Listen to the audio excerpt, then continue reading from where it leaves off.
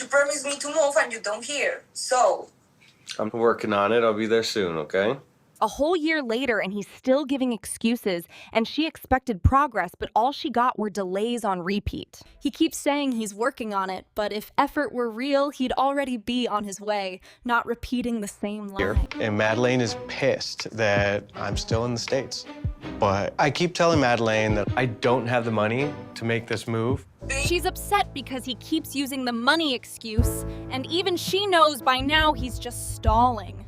She waited a full year and she wants commitment, not a recycled excuse every month. She's fed up with waiting. She's fed up with my excuses. And basically, she said, you need to move to Colombia so that we could be together. The ultimatum drops. She's done with excuses, and now it's either real action or a clean break. He had plenty of chances, and when she finally wants clarity, waiting isn't an option anymore. Or else. I don't know what would happen if I don't move to Colombia, but I don't want to find out. So we're getting married in 3 weeks. He says he doesn't know what will happen if he doesn't move, and suddenly he sounds more nervous than she is. He's more stressed about her reaction than the actual move, and honestly, that pressure is what's pushing him. So you want me to pay for a helicopter for you to show up to the wedding? exactly. Oh my God. A helicopter entrance? She wants him to pay for a movie-level arrival, and he's completely stunned. The wedding budget is flying away faster than the helicopter she wants, and he knows that request just took off. I promised Madeline the wedding of her dreams, but I'm in a lot of debt. I invested in sunglasses and a jewelry line. The debt is piling up, and he's trying to fund her dream wedding while investing in sunglasses and jewelry. This situation is a financial headache waiting to happen. He's already overwhelmed, but the spending keeps climbing, and it's easy to see why everything feels out of control. So once I quit my job as a mining engineer, I am gonna have no money coming in. He quit his job and now wonders why there's no money coming in, which makes this wedding plan feel more like a gamble than romance. Trying to build a future without income is bold, but definitely not the smart kind of bold. I'll be the first to admit that I have a very hard time telling Madeline no. He admits he struggles to tell her no, and that small detail explains so much about how he ended up here. Without boundaries, he keeps stretching himself thin, and she naturally takes advantage of that softness. That's why it's probably better for me to stay here, continue to work, and save money. So He knows staying to work and save money makes sense, but the pressure of the wedding keeps pulling him in another direction. Logic keeps losing to drama in this relationship, and he's caught right in the middle of it. But if I stay any longer, I think Madeline would leave me for good. So I need to move, and I need to make it work. And He fears that if he doesn't move soon, she might leave him, and that worry is steering every decision he's making right now.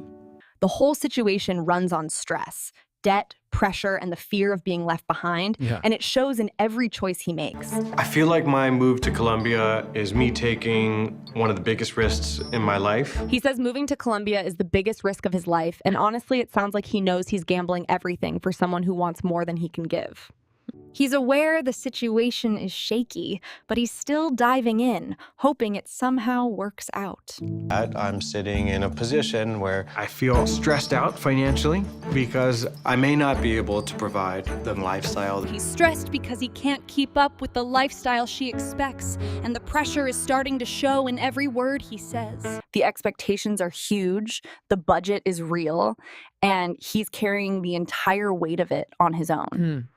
And I do worry that she'll leave me if all my investments go to He's afraid she might leave him if the investments don't work, which already says a lot about where his confidence stands.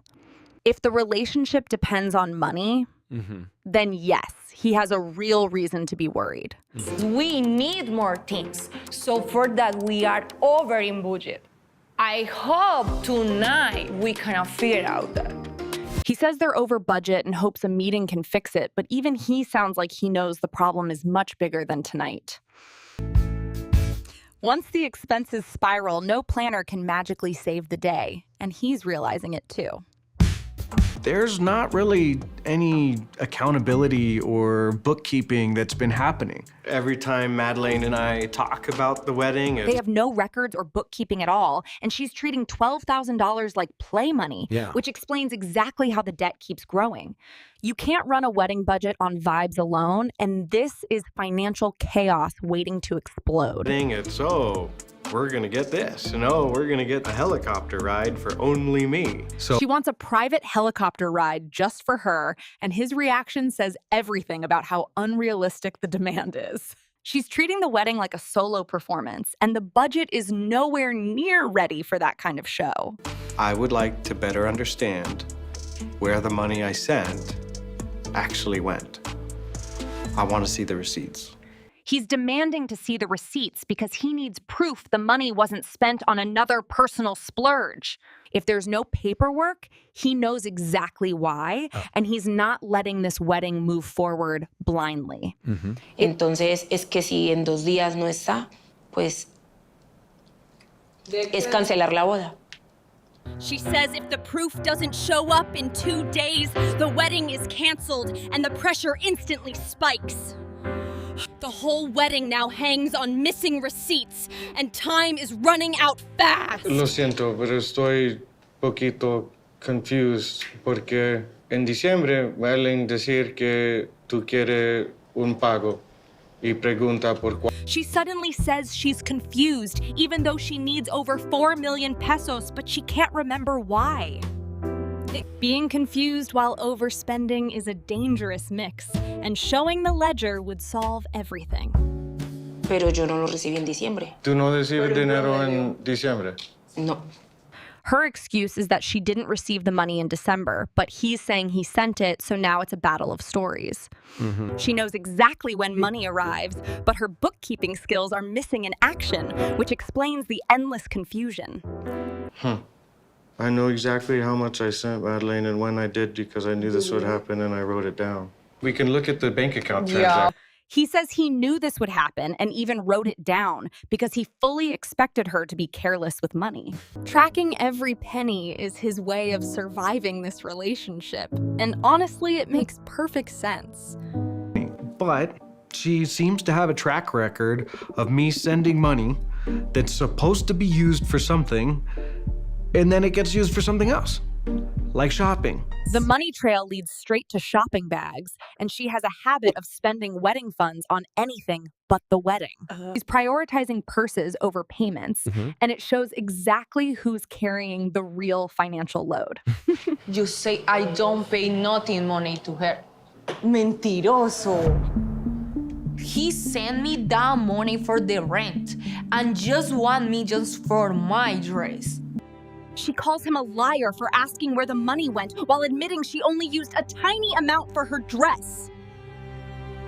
She's demanding big expenses while contributing very little, and he just wants to know the full amount. He never know where he take the money. And later he blamed me like I used badly when I is the only one used good. She says he doesn't know where the money is going, but blames him for every expense, even though both of them struggle with finances. Yet she's the one asking for thousands more, and that math makes zero sense. Lo importante es que tenemos un compromiso y en 2 días máximo debe estar todo cancelado. She gives him 48 hours to come up with the payment, and the entire wedding now depends on him finding $4,000 instantly. This dream wedding is hanging by a thread, and the deadline is hitting harder than any of the bills. I have $3,000. Ok, necesitamos $4,000. Entonces, si solamente dices que tienes $3,000, pues es mi. The math is not mathing right now. They need 4,000, but he only has 3, and the whole wedding plan is collapsing fast. He's trying to be honest, but really he's just admitting they're completely broke, and there's no magical money tree to save this wedding.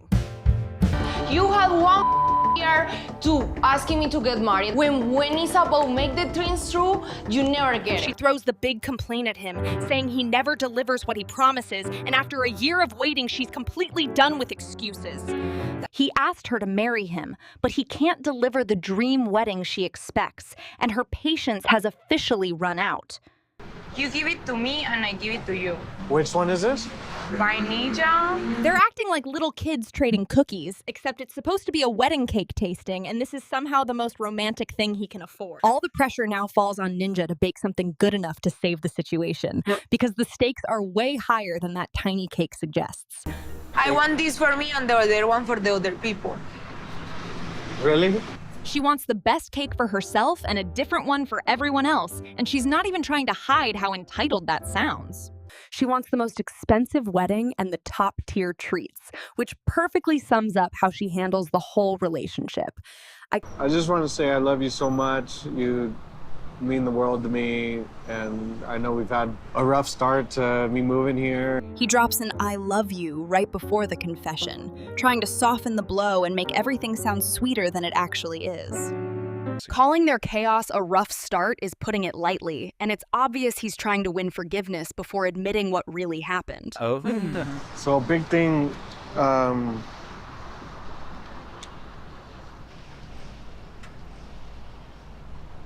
Are you weird? okay, I'm trying to tell you something, and He starts with that classic, "I need to tell you something" line, and instantly you know it's gonna be bad. He's terrified to admit what he did, and honestly, the buildup is making everything worse. When you tell me this, it's because something is coming. well, look, She's not fooled for a second. When someone starts like that, it always means trouble is coming. She's seen enough to recognize a guilty confession from miles away, and she's already bracing for impact. basically, like they threw like a small little bachelor party for me. A small little. He calls it a small bachelor party, but that phrase always hides something way bigger. He's trying to minimize the mess, but the damage is done, and she knows exactly what he's leaving out. And what is a bachelor party for you? What the do you do? A stripper came over. Now it's confirmed that someone unexpected showed up, and she's asking the only question that actually matters. His explanation needs to be flawless, but the look on his face says he knows it won't be. I didn't do anything. I just, She dancing for you? yeah.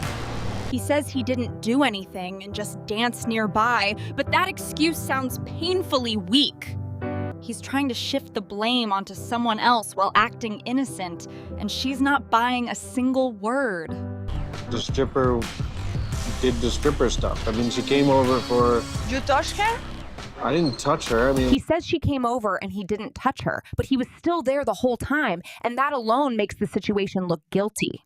Blaming her doesn't erase what happened, and he knows this explanation isn't convincing anyone. I didn't. Think I supe.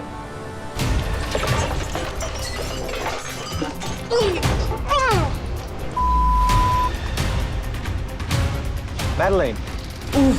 Ay, Dios mío. She's furious because he thinks she'll buy such a weak excuse, and she calls him out for treating her like she wouldn't notice. The wedding is already shaking because she feels completely disrespected by how little he values her intelligence. At all. But I didn't plan the bachelor party. I didn't know about it. I didn't order the stripper. He says he didn't plan the party and didn't know about anything, acting like everything just happened around him. Pretending he knew nothing only makes it worse, because it sounds like he magically appeared exactly where the trouble was.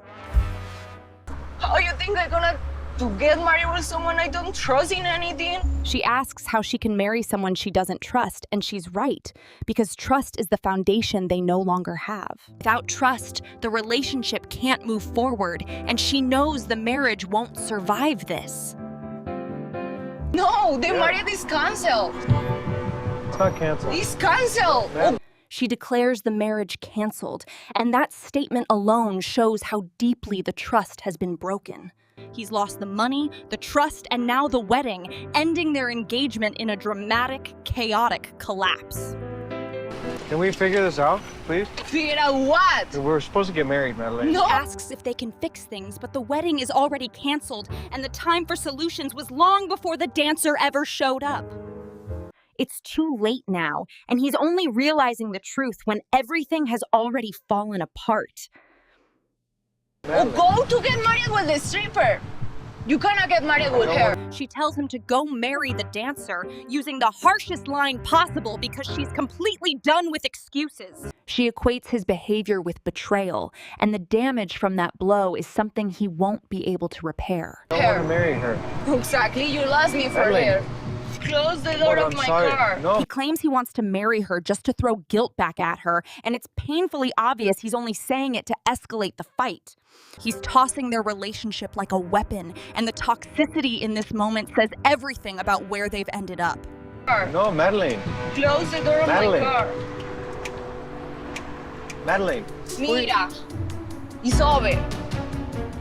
It's over. Close the door. It's over. We're done.